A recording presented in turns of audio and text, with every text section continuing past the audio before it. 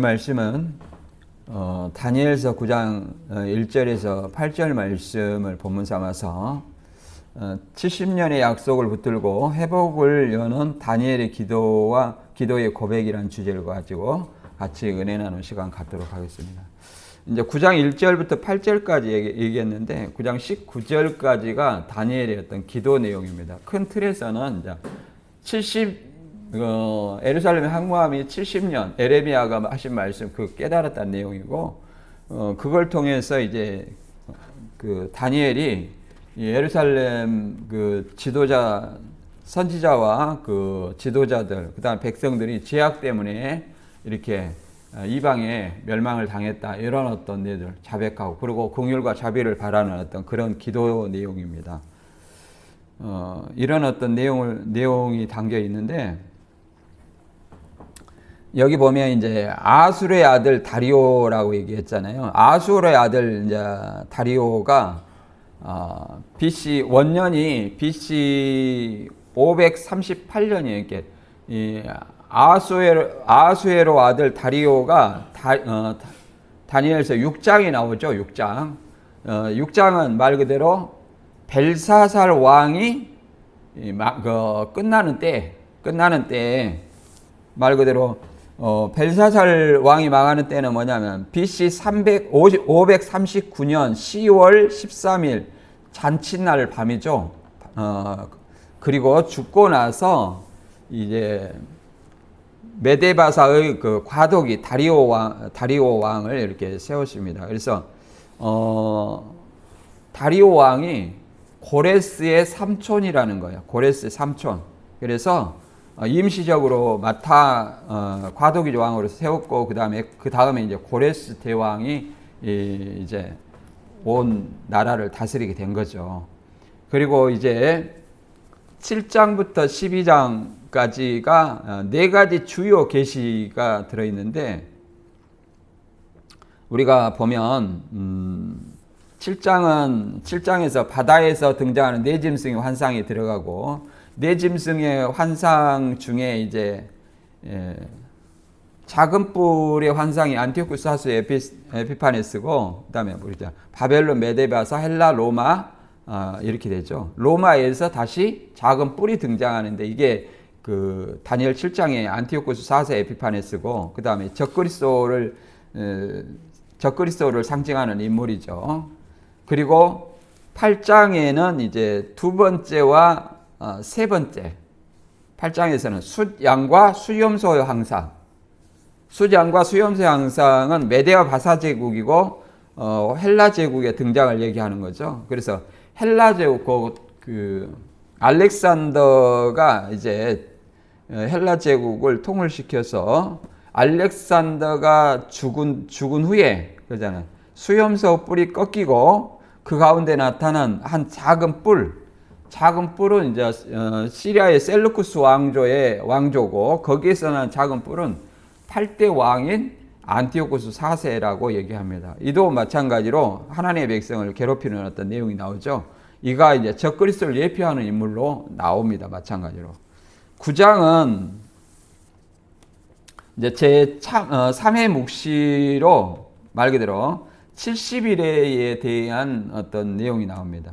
이 70일에 대한 내용은 다니엘의 어떤 70년 바벨론 항구함이 70년 만에 끝나고 이것에 대해서 기도를 합니다. 하나님께 기도를 하는 거예요. 선지자들과 백성들의 죄 때문에 우리가 바벨론에 이방인들에게 멸망을 당했다. 그러니 이 하나님의 어떤 크신 자비를 구하는 기도를 이렇게 함으로 말미암아 20절부터 이 70일에 대한 얘기를 하는 겁니다. 그래서 성전 재건, 그 다음에 이 그리스도의 초림, 적그리스도의 출현, 이런 어떤 구도로 이렇게 구속사적인 어떤 시간표를 계시하는 내용이죠. 70일에 490년. 대부분 이제 초림대로 대부분 많이 봅니다. 초림대로. 왜 그러냐면 영원한 의가 드러나고 제약이 끝나는 시점은 언제냐? 초림 때라고 얘기를 하죠. 예수님을 통해서. 예수님이 등장하는 시기까지 성전을 재건하라는 그잖아. 성전을 청량하라는 명령이 날 때부터 이렇게 해가지고 이렇게 나옵니다. 그것을 이제 이 다음 시간에 보고요. 이런 어떤 네 가지 주요 환상이 나오고 말 그대로 9장 70일에는 세 번째 그 가장 큰 계시죠. 그리고 이 계시록 9장은 단순한 어떤 계시적 환상을 다루는 것이 아니라 3분의 2는 다니엘의 회개 중보기도, 거의 대부분의 어떤 중보기도가 구성되어 있고 나머지 3분의 1, 20절부터가 이제 기도에 대한 응답이 70일의 내용입니다. 70일의 계시죠. 말 그대로. 그리고 특히 다니엘은 이 70일의 이 기도를 통해서 선지자 에레미야의 예언을 읽고 다니엘의 포로 기간이 70년이라는 것을 깨닫게 되었다고 얘기를 합니다. 이 시점이 언제냐면 다리오 왕 원년이니까 BC 539년이라고 말할 수 있죠. 이 깨달음으로 하여 이제 다니엘로 하여금 민족을 위한 회개 기도를 드리게 만들었고, 그 회개 기도가 이제 4절부터 20절까지 내용이죠. 19절까지 내용이죠. 그 기도는 결국 하나님의 크고 깊은 계시, 즉 70일의 계시로 이제 이어지는 어떤 내용이죠. 이처럼 바벨론 포로의 역사적 맥락에서 종말까지 이루어질 구속사의 큰 그림을 다루는 이제 전환점의 내용을 담고 있는 내용이 본문의 내용입니다. 그래서 기도의 내용을 다 다루지는 않았어요. 그냥 8절까지만 간단히 하고 19절까지 내용으로 하고 그 다음에 이 다음 시간에는 70일로 바로 들어가겠습니다. 계속 기도 내용이에요. 조상들에 대한 기도, 회개 기도, 그런 어떤 기도 내용입니다. 본문 한번 읽어보겠습니다. 다니엘서 9장 1절부터 8절까지 시작. 메대 족속 아수르의 아들 다리오가 갈대아 나라 왕으로 세움을 받던 첫 해 곧 그 통치 원년에 나 다니엘이 책을 통해 여호와께서 하신 말씀으로 선지자 에레미야에게 알려주신 그 연수를 깨달았나니 곧 예루살렘의 황폐함이 70년 만에 그치리라 하신 것이니라. 내가 곧 금식하고 베옷을 입고 죄를 덮어쓰고 주 하나님께 기도하며 간구하기를 결심하고 내 하나님 여호와께 기도하며 자복하여 이르기를 크시며 두려워할 주 하나님, 주를 사랑하고 주의 계명을 지키는 자를 위하여 언약을 지키시고 그에게 인자를 베푸시는 이시여, 우리는 이미 범죄하여 패역하며 행악하며 반역하며 주의 법도와 규례를 떠나싸우며 우리가 또 주의 종 선지자들이 주의 이름으로 우리의 왕들과 우리의 고난과 조상들과 온 빅민에게 말씀한 것을 듣지 아니했나이다. 주여, 공의는 주께로 돌아가고 수치는 우리 얼굴로 돌아옴이 오늘 같아서 유다 사람들과 예루살렘 거민들과 이스라엘이 가까운 곳에 있는 자들이나 먼 곳에 있는 자들이 다 주께서 쫓아내신 각국에서 수치를 당하였사오니 이는 그들이 주께 죄를 범하였음이다. 주여, 수치가 우리에게 돌아오고 우리의 왕들과 우리의 고관과 조상들에게 돌아온 것은 우리가 주께 범죄하였음이니이다. 아멘. 이제 기도의 내용이 그러잖아요. 자기 조상들과 그 지도자들, 그 다음 백성들이 다 위에부터 아래까지 다 범죄했다는 것을 고백하고 하나님의 어떤 자비를 구하는 어떤 그런 내용이 됩니다. 여기서 보면 이제 18절, 19절 이어보면 그런 내용이 이렇게 나옵니다. 18절, 19절 같이 한번 읽어볼까요? 본문에는 없는데 18절 시작. 나의 하나님이여, 귀를 기울여 들으시며 눈을 떠서 우리의 황폐한 상과 주의 이름으로 일컫는 성을 보옵소서. 우리가 주 앞에 간구하옵는 것은 우리의 공의를 의지하는 것이 아니고 주의 큰 긍휼을 의지하려 함이니이다. 주여, 들으시고 주여 용서하여 주옵소서. 주여, 귀를 기울이시고 행하소서. 지체하지 마옵소서. 나의 하나님이여, 주 자신을 위하여 하시옵소서. 이는 주의 성과 주의 백성이 주의 이름으로 일컫는 바 됨이니이다. 아멘. 그러니까 그 범죄를 자백하고 이 예루살렘 성의 황폐함, 포로되고 이런 어떤 상황에 대해서 범죄 때문이라는 걸 얘기를 하고 자비를 바라는 어떤 그런 기도문이죠. 그래서 이 기도에 대한 하나님 나라 백성을 위한 어떤 그 기도를 통해서 응답이 70일의 내용이죠. 70일의 내용입니다. 70일에 대해서 우리가 생각을 해보면 말 그대로 두 가지 의미가 있을 것 같아요. 조금 이따 한번 보고요. 보는데 이제 다니엘 9장은 8장의 약속과 8장의 내용과 보충 내용으로 주어진 계시라고 볼 수 있습니다. 9장은 8장의 내용의 보충 내용으로 주어진 계시다. 8장의 이해를 통해서 9장의 이해를 할 수 있다. 이게 8장의 내용의 이해가 없이 9장의 내용을 알 수 없다. 그래서 8장의 그 미완성의 예언이 9장이 없다면 8장이 미완성으로 남게 되죠. 그래서 8장에서 2300주야, 주야로 표현하는 것은 아침 저녁 제사를 유대인들이 제사를 지내는 것을 이거 주야로 얘기를 합니다. 아침 저녁 제사를 지내는 이것이 뭘로 보는 거야? 하루로 보는 거예요. 6년 3개월 20일이죠. 정확히 계산하면. 그래서 2300일 문제는 다니엘의 연구와 관심의 제목이 되었고 동시에 간절한 기도의 제목이 되었습니다. 그러한 어떤 기도의 응답으로 8장의 계시가 있은 지 약 13년 후 메대왕 다리오 원년에 마침내 가브리엘이 다시 와서 환상을 깨닫게 하는 내용입니다. 그래서 2300주야가 지나면 성전이 정결케 된다 얘기를 하잖아요. 이런 어떤 내용하고 유사성이 있다. 70일에가. 그리고 이제 오늘 본문의 내용은 이제 이스라엘 죄에 대한 깊은 자각과 회개의 기도로 이루어진 부분인데 이 대목은 다니엘이 에레미야 선지자의 글을 읽고 바벨론 포로 기간이 70년이라는 사실을 깨달은 후 민족을 위한 중보기도를 드리는 장면입니다.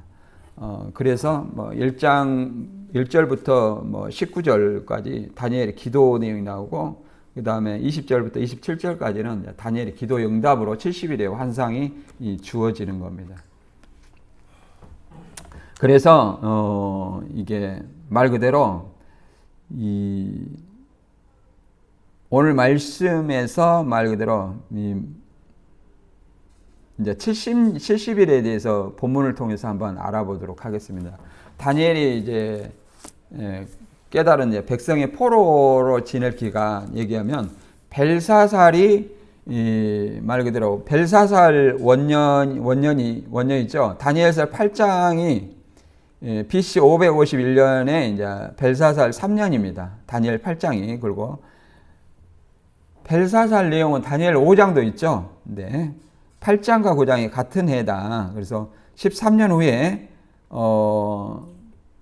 8장에서 13년 후에 9장의 환상이 원년이라고 합니다. 538년이라고 말하죠. 그래서 다니엘이 이때 70년을 깨달았다 이렇게 얘기를 합니다.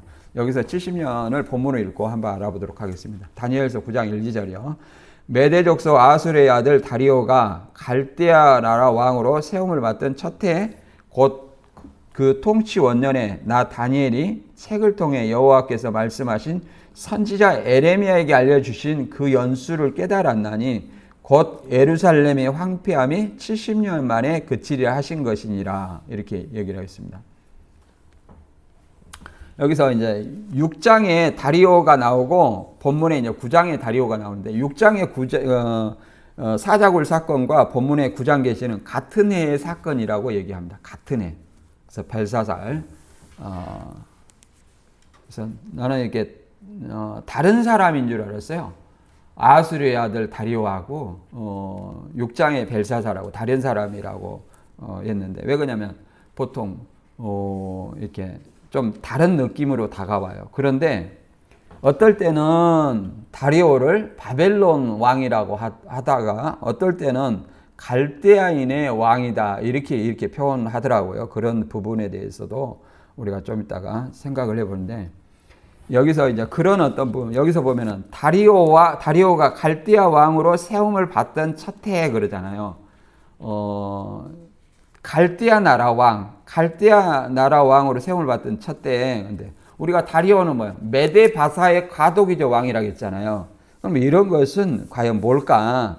이렇게 알아보니까, 메데바사 다리오 왕으로 표현되었을 때는 말 그대로 연합국, 메데와 바사 연합국의 전체의 통치자를 설명해 주는 거예요. 그러니까 2년의 어떤 과도기적의 통치자죠. 이제 고레스의 삼촌이 다리오라고 합니다. 그러니까 고레스가 바벨론을 정복했지만 누구한테 지금 양보를 한 거예요? 삼촌한테 양보를 한 거죠. 결국은 그래서 자기가 가져오지만.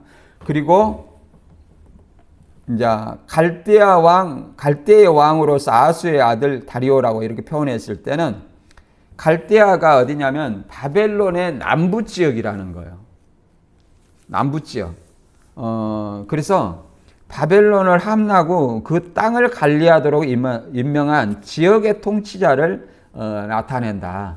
이렇게도 얘기를 합니다. 그래서 바벨론은 사람을, 또 민족을 얘기할 때 갈대아인으로도 얘기를 한다고 합니다. 갈대아인. 그래서 예레미야 25장 11절에 보면 다니엘이 에레미야를 통해서 읽고 깨달은 것은 그러잖아요. 이 모든 예레미야 25장 11절에 이 모든 땅에 폐허가 되고 놀랄 일이 된 것이며 이 민족이 70년 동안 바벨론 왕을 섬기리라 이렇게 얘기를 했는데, 이것이 다시 역대하 36장 19절부터 23절까지 또 자세히 나와 있어요. 그래서 이 말씀을 같이 한번 읽어보고 역사적 연대기적 70년과 이제 신학적인 어떤 70년에 대해서 한번 생각을 해봅니다. 역대하 36장 19절에서 23절 한번 같이 읽어보겠습니다. 시작. 또 하나님의 전을 불사르며 예루살렘의 성벽을 헐며 그들의 모든 궁궐을 불사르며 그들의 모든 귀한 그릇들을 부수고 칼에서 살아남은 자를 그가 바벨론으로 사로잡아 무리가 거기서 갈대아 왕 그의 자손의 노예가 되어 바사국이 통치할 때까지 이르니라. 이에 토지가 황폐하여 땅이 안식년을 누린같이 안식하여 70년을 지냈으니 여호와께서 에레미야 입으로 하신 말씀이 이루어졌더라. 바사의 고레스 왕 원년에 여호와께서 에레미야 입으로 하신 말씀을 이루시려고 여호와께서 바사의 고레스 왕의 마음을 감동시키심에 그가 온 나라에 공포도 하고 저서도 내려 이르되, 바사 왕 고레스가 이같이 이르노니 하늘의 신 여호와께서 세상 만국을 내게 주셨고 나에게 명령하여 유다 예루살렘 성전을 건축하라 하셨나니 너희 중에 그의 백성된 자는 다 올라갈지어다. 너희 하나님 여호와께서 함께 하시기를 원하노라 하였더라. 그래서 에스라나 느헤미야도 이런 얘기를 합니다. 그래서 예루살렘이 황폐함, 솔로몬 성전이 무너지는 거죠. 솔로몬 성전이 무너지는 때 그러잖아요. BC 586년이잖아요. 근데 1차적으로 말 그대로 멸망시키는 어떤 때와 이게 연대기적 70년하고 신학적인 어떤 관점에서 70년은 좀 다르다고 얘기합니다. 제가 지금까지 얘기했던 것은 BC 586년 예루살렘 성전이 무너지는 때부터 성전이 다시 완공되는 때까지는 516년까지 BC 516년까지는 신학적인 어떤 성전이 무너지고 성전이 다시 세우는 그러잖아요. 이거는 하나님의 제2성전이 완공으로 회복하기까지 기간으로 보면 이건 신학적인 어떤 기간으로 말할 수 있다 이렇게 말합니다. 근데 연대기적으로 보면, 역사적 연대기적으로 보면 이 70년이 언제부터 시작이냐? 586년으로 보면 안 맞고, 언제 보냐면 1차 포로 기간, 1차가 BC 605년이고 2차가 597년이잖아요. 3차가 586년이고. 근데 1차는 말 그대로 1차 포로 기간에서는 말 그대로 누가 포로로 되어갔습니까? 왕과 귀족들이 바벨론으로 끌고 갔죠. 그때 왕과 귀족들이 왕족과 귀족들이 끌려갔는데 그때 이제 다니엘과 세 친구가 있었죠. 이때부터 시작을 하면 어떻게 되냐? 이때부터 시작을 하면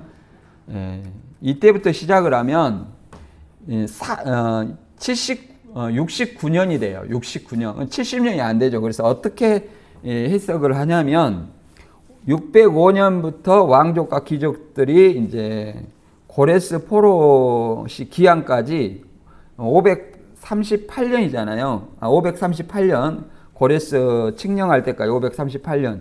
그래서 예루살렘에 귀환할 때까지가 536년이다. 그래서 이게 69년이에요. 그런데 이걸 70년으로 보는 것은 어떻게 보냐면 이제 605년을 1년으로 보고 536년을 70년째로 보는데 1년이 부족해요. 그럼 604년을 2년으로 보는 거예요. 2년으로. 그래서 604년을 2년으로 보고 이렇게 70년으로 이렇게 보는 계산하는 방법입니다. 이것은 역사 연대기적 계산으로 이렇게 얘기를 합니다. 역대하에 나온 어떤 그 기록이 바로 이 연대기적 계산에 가깝다 이렇게 얘기를 합니다. 그리고 제가 늘 강조했던 것은 신학적인 하나님의 성전이 무너지고 성전이 다시 세우는 신학적인 어떤 하나님이 떠나가고 하나님이 다시 돌아오는 성전이 무너지고 성전이 다시 세우는 신학적인 어떤 70년이라고 이렇게 얘기를 할 수가 있을 것 같습니다.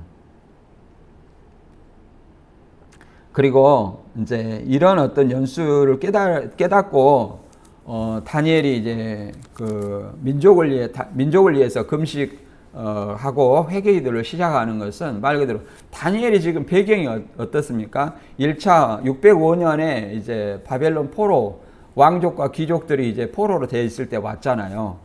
그래서 언제까지 고레스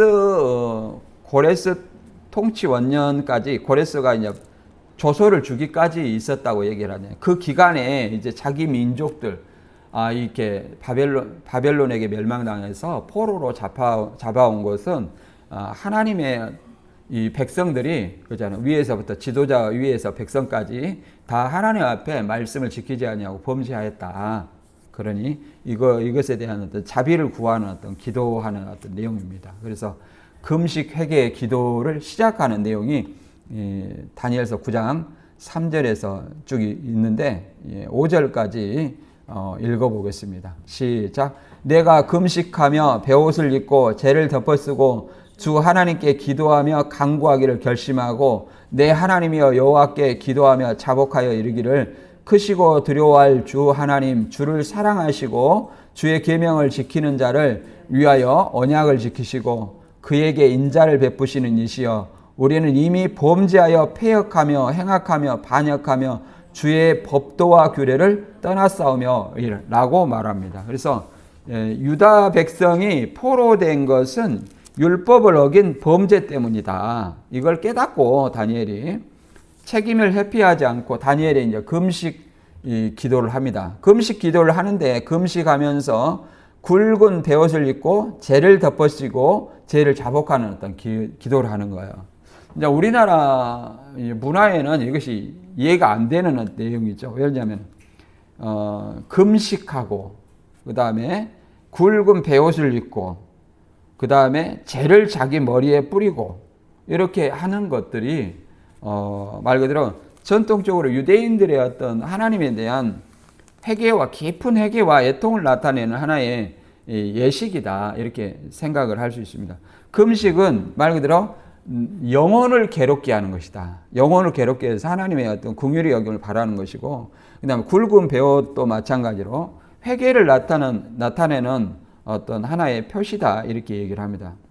그리고 죄를 뿌리는 것도 굵은 베옷과 죄는 깊은 회개와 애통을 너무 애통해서 죄를 이렇게 자기 머리에 뿌리고 기도한다. 그래서 이런 것들이 나타내는 것은 자기 부인과 곧 깊은 회개를 표시하는 어떤 방법으로 금식하고 베옷을 입고 죄를 덮어쓰고 이제 하나님께 기도한다 이렇게 얘기를 합니다. 이런 어떤 기도는 마찬가지로 느헤미야에도 느헤미야나 에스라나 이게 그 바벨론 어떤 포로 시점에 이게 포로 기한을 주도하는 어떤 스룹바벨, 에스라, 느헤미야 이런 어떤 선지자들, 그러니까 학계, 스가랴, 학계, 에스라, 느헤미야 이런 사람들이 쓴 어떤 것은 포로 기한에 관한 어떤 내용들이 잘 담겨 있습니다. 그래서 느헤미야 1장 3절과 4절 읽어보면 이렇게 기록되어 있죠. 예루살렘의 무너짐으로 말미암아 예루살렘 멸망당하는 어떤 그걸 보고 인해서 느헤미야가 금식하고 기도하는 내용입니다. 그러자 그들은 포로로 잡혀오지 않고 그 땅에 남아있는 사람들이 큰 어려움과 수치를 당하고 있음에 예루살렘 성전은 무너진 채 그대로 있고 성문은 불탄 이후로 다시 세우지 못했다고 말해 주었다. 나는 이 말을 듣고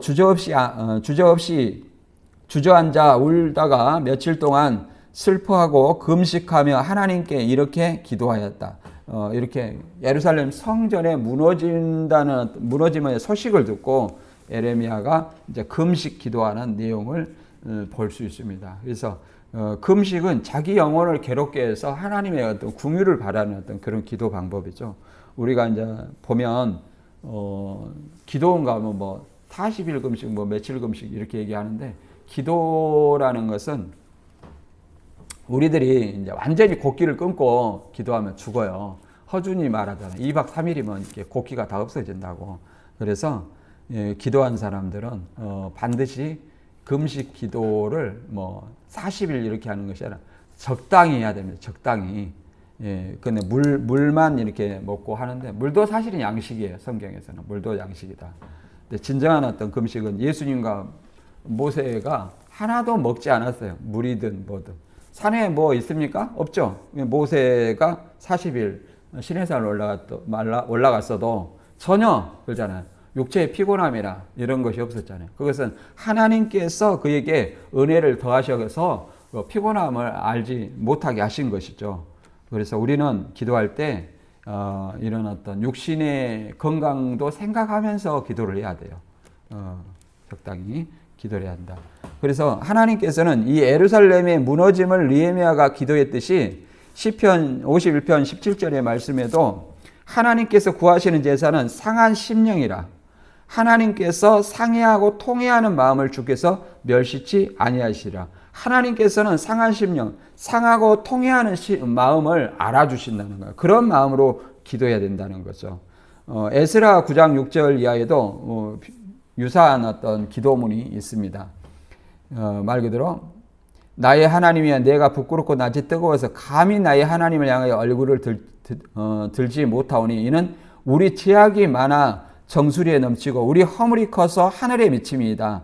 우리 조상들의 때로부터 오늘까지 우리 죄가 심하여 우리의 죄악으로 말미암아 우리와 우리 왕들과 우리 제사장들을 여러 나라 왕들의 손에 넘기사 칼에 죽이며 사로잡히며 노략을 당하며 얼굴을 부끄럽게 하심이 오늘과 같으니이다. 이렇게 노략을 당하는 것은 곧 이스라엘의 범죄 때문이다. 유다의 범죄 때문이다. 하나님의 백성 그러잖아요. 조상의 때로부터 오늘까지 우리 죄가 심하고 그러잖아요. 우리 왕들과 제사장들 백성들까지 해서 죄악으로 인해서 하나님 말씀을 멸시하고 그래서 이방에게 이렇게 멸망을 바벨론 포로 이런 당했다. 이것이 오늘날 같다. 이렇게 에스라도 이렇게 고백을 하고 있습니다. 우리도 마찬가지로 하나님을 찾고 구하는 자 그잖아요. 상해하는 어떤 심령, 상하고 통해하는 마음으로 하나님께 부르짖고 애쳐 하나님께 부르짖으며 기도하면 하나님께서 들으신다고 얘기를 하고 있습니다. 그래서 우리는 다 죄인입니다. 아담 안에서 모든 사람이 다 죄인이에요. 그래서 오히려 요한일서 1장 10절에는 죄가 없다면 거짓말장이라고 얘기를 하고 하나님을 거짓말쟁이로 만드는 것이다 이렇게 얘기합니다. 그래서 우리가 알게 지은지 모르게 지은지 늘 죄 속에 있어요. 왜? 우리가 육신을 소유하는 사람은 다 죄를 지을 수밖에 없다. 그래서 요한일서 1장 8절에는 이렇게 말합니다. 만일 우리가 우리 죄를 자백하면 그는 미쁘시고 의로우사 우리 죄를 사하시며 우리를 모든 불의에서 깨끗하게 하실 것이요. 우리도 마찬가지로 우리 죄를 그잖아요. 우리 죄를 자복하고 하나님께 그렇잖아요. 부르짖으면 우리의 어떤 죄를 하나님께서는 사해 주신다 이렇게 얘기를 합니다. 우리 죄를 자복하고 했을 때는 진정한 회개하는 마음이 있어야 되겠죠. 그래서 죄를 자복하고 회개하는 마음으로 기도해야 되겠죠. 그런 것처럼 성경에서도 요나서 3장에 보면 요나가 니느웨 사람들에게 그냥 이렇게 회개하기를 원하지 않는 마음으로 이렇게 주님의 말씀을 선포했을 때 니느웨가 멸망할 것이라 선포했을 때 니느웨 사람들이 금식하며 이렇게 회개했을 때 심판이 그들에게 내려 멸하지 않았다. 이렇게 우리가 이런 것들을 알 수 있습니다. 그런 것처럼 회개하고 하나님께 자비를 구하는 것은 많은 어떤 능력을 이룰 수 있다. 우리가 그런 것들을 생각해 볼 수 있습니다. 그 다음에 3절부터는 이제 3절부터 얘기를 했었죠. 그 다음에 6절부터 8절까지 읽어보면 기도의 내용이 하나님의 어떤 심판을 인정하고 긍휼을 구한 다니엘의 회개 기도의 내용입니다. 이것도 한번 읽어볼까요? 9장 6절부터 시작. 우리가 또 주의 종 선지자들이 주의 이름으로 우리의 왕들과 우리의 고관과 조상들과 온 국민에게 말씀한 것을 듣지 아니했나이다. 주여 공의는 주께로 돌아가고 수치는 우리의 얼굴로 돌아옴이 오늘과 같아서 유다 사람들과 예루살렘 거민들과 이스라엘이 가까운 곳에 있는 자들이나 먼 곳에 있는 자들이 다 주께 쫓아내신 각국에서 수치를 당하였사오니 이는 그들이 주께 죄를 범하였음이니이다. 주여 수치가 우리에게 돌아오고 우리의 왕들과 우리의 고관과 조상들에게 돌아올 것은 우리가 주께 범죄하였음이니이다. 많은 이렇게 얘기합니다. 그래서 다니엘은 조상들과 선지자들 백성들이 하나님의 말씀을 듣지 않고 죄를 지었음을 이렇게 인정하고 자백하는 어떤 기도를 계속 하는 겁니다. 그래서 이 수치, 부끄러움은 우리에게, 공의는 하나님께 있다고 고백을 하는 것이죠. 그래서 다니엘 9장 18절과 19절의 이제 기도문 마무리에서도 같은 내용입니다. 나의 하나님이여 귀를 기울여 들으시고 눈을 떠서 처참한 우리의 상황과 항폐한 주의 성읍을 보소서. 우리가 주께 간구하는 것은 우리가 옳은 일을 행해서가 아니라 주는 자비로우신 분이시기 때문입니다. 주여 우리의 기도를 들으소서. 주여 우리를 용서하소서. 주여 우리의 기도를 들으시고 행하소서. 나의 하나님이시여 주를 위해 지체하지 마소서. 이 성과 이 백성들은 주의 것입니다. 이렇게 얘기를 합니다. 그래서 죄악된 어떤 백성들, 하나님의 어떤 이방을 들어서 멸망시키고 성벽을 허는 이런 어떤 처참한 상황, 이 처참한 상황이지만 범죄 때문에 그렇게 하나님께서 이방을 들어서 심판하셨어요.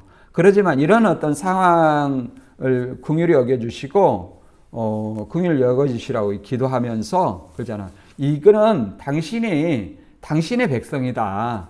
이렇게 얘기를 하면서 긍휼을 바라는 다니엘의 기도가 있죠. 다니엘서를 우리가 보면 이방의 왕들도 하나님의 섭리 안에 주권 아래에 있다는 것을 고백하고 있습니다. 특히 이제 고레스 왕 같은 경우, 그 다음에 다리오 왕 같은 경우도 하나님의 어떤 주권을 진정으로 고백하는 어떤 왕이었죠. 느부갓네살 왕 같은 경우는 입술로만 그냥 진정으로 하나님의 주권을 인정하는 것이 아니라 입술로만 그렇게 고백하는 그런 왕들이었지만 다리오 왕이나 그 다음에 고레스는 진정으로 하나님의 어떤 주권을 인정하는 왕이었다고 우리가 성경을 통해서 알아볼 수 있었습니다. 그런 것처럼 이제 이렇게 심판하셨으니 다시 이 성을 돌아보고 황폐한 성을 돌아보시고 주의 백성을 돌아보사 회복해 달라는 어떤 기도죠. 그래서 이런 어떤 기도의 내용의 응답으로서 70일이가 나오는 겁니다. 그래서 또 느헤미야에도 동일한 어떤 내용의 기도인데 우리가 봤지만 악을 자백하는 어떤 유사한 내용의 기도가 있습니다. 우리가 당한 모든 일에 주는 공의로우시니 우리의 악을 행하였사오니 우리는 주께서는 진실하게 행하셨습니다. 우리 왕들과 방백들과 제사장들과 조상들이 주의 율법을 지키지 아니하며 주의 명령과 주께서 그들에게 경계하신 말씀들을 순종치 아니했다 이렇게 말합니다. 그래서 모든 이렇게 형벌을 당하는 것은 예루살렘 멸망을 당하는 것은 바벨론에게 멸망을 당하는 것은 말 그대로 하나님의 공의로서 우리가 범죄했기 때문에 악을 행했기 때문에 그래 당한다 이렇게 고백을 합니다. 뭐 이렇게 더 작게 생각을 해보면 진정 우리가 어떤 어려움을 당할 때 하나님께서 나에게 내 죄 때문에 그렇게 하지 않았는가 이런 것들을 우리는 돌아볼 필요가 있습니다. 물론 초림 때도 많은 어떤 병의 원인이 다 뭐로 표현되냐면 대부분 죄로 표현돼요. 죄로. 그리고 귀신도 죄로 표현될 때가 많습니다. 귀신 들린 것도. 그러나 뭐 오늘날에는 그런 어떤 사고가 있지 않죠. 그러나 성경에는 그렇게 자신이 어떤 어려움에 처했을 때 나 자신을 돌아보고 내가 하나님 앞에 뭔가 잘못한 것이 없는가, 죄악이 없는가, 내 죄를 자복하는 어떤 기도, 회개와 자복하는 기도가 반드시 필요할 거라고 생각됩니다. 그래서 대표적으로 이제 누가복음 18장에 보면 그러잖아요. 누가복음 18장에 보면 자기를 의롭다고 생각하고 타인을 멸시하는 이런 사람들에게 바리새인과 세리의 비유를 통해서 기도를 통해서 우리에게 알려주고 있습니다. 바리새인과 세리의 어떤 기도는 그러잖아요. 바리새인들은 말 그대로 서서 따로 기도하며 하나님이여 나는 다른 사람과 같이 토색 불의 간음을 하는 자들과 같지 아니하고 이 세리와도 같지 아니하며 감사나이다. 나는 일에서 2번씩 금식하고 소득의 11조를 드리나이다 하고 이렇게 기도를 했다는 거예요. 그러나 세리는 어떻게 기도했습니까? 멀리 서서 감히 눈을 들어 하늘을 우러러 보지도 못하고 다만 가슴을 치며 가로되 하나님이여 불쌍히 여기옵소서 나는 죄인이로소이다 하였느니라. 그럼 누가 하나님께 인정을 받았느냐? 자기를 의롭다고 감사하는 기도가 아니라 자기의 죄를 자복하는 이 세리의 어떤 기도를 바리새인이 아니라 세리의 기도를 하나님께서 들으시고 이 사람이 세리가 옳다 인정하면 하나님께 옳다 인정을 받고 물러갔다 이렇게 얘기를 합니다. 그러므로 누구든지 자기를 높이는 자는 낮아지고 자기를 낮추는 자는 높아진다 이렇게 말한 겁니다. 그래서 우리도 이 다니엘의 말씀처럼 그러잖아요. 다니엘이 조상의 죄, 백성의 죄를 지었음을 고백하고 하나님의 자비를 바랐듯이 우리도 우리의 죄를 자백하고 회개하며 기도할 때 하나님께서는 우리를 긍휼히 여기실 줄로 믿습니다. 본문의 내용을 다시 한번 요약하고 정리하고 마치겠습니다. 다니엘은 바사왕 다리오 1년 BC 539년에 에레미야 예언을 듣고 70년 포로 기간이 끝날 것을 깨달았다고 얘기를 합니다. 그는 즉시 금식과 배옷 죄를 덮어쓰고 자신의 죄와 백성의 죄를 진심으로 자복합니다. 회개하고 자복합니다. 다니엘은 조상들과 이스라엘이 하나님의 말씀을 거역한 타심을 인정하고 부끄러움은 우리에게 은은 하나님께 있다라고 이렇게 고백하는 어떤 기도를 합니다. 그래서 이 말씀 속에서 우리가 얻어야 될 것은 뭐냐? 다니엘은 말씀에서 해답을 얻었다는 거예요. 예루살렘의 항모함이 70년에 마친다. 그럼 왜 70년에 이렇게 예루살렘이 바벨론에게 멸망을 당했느냐? 이 기도 속에서 내용이 나오는 거예요. 우리 조상들, 우리가 죄를 지었다. 죄 때문에 이렇게 됐다. 이런 걸 얻는다는 거예요. 그래서 우리가 절망의 순간에도 항상 하나님의 예정과 섭리 안에 분명한 어떤 우리 이 자신을 돌아보고 하나님께 기도하는 어떤 마음이 필요하다. 그리고 진정한 회복은 회개로부터 시작된다. 회개의 기도에서 시작된다. 그래서 외적인 형식이 아니라 그러잖아요. 우리가 뭐 일주일에 한 번씩 이렇게 돌아가면서 이제 기도의 등불을 밝히고 있는데 그러잖아요. 물론 그것도 굉장히 중요합니다. 그러나 늘 그러잖아요. 늘 걸어 다니나 직장에 하나 늘 하나님을 의지하는 마음으로 사는 거. 그러잖아요. 제가 부끄러운 얘기입니다만 신천지에 있을 때는 그렇게 했어요. 사실은. 앉아서 기도하는 어떤 그런 기도가 아니라 늘 다니면서 간절함으로 그런 기도를 했어요. 근데 진정 필요한 것은 진짜 옳은 데서 그런 걸 해야 되는 거 아니냐. 늘 기도하는 마음으로 하나님 지금 내가 가는 이 길을 하나님께서 지켜주시고 또 불쌍한 영혼들을 한 영혼이라 나에게 붙여주셔서 전도하게 하시고 또 알지 못한 이들에게 올바른 진리를 가르쳐 주게 하시고 이런 어떤 기도를 늘 해야 된다 이 말이에요.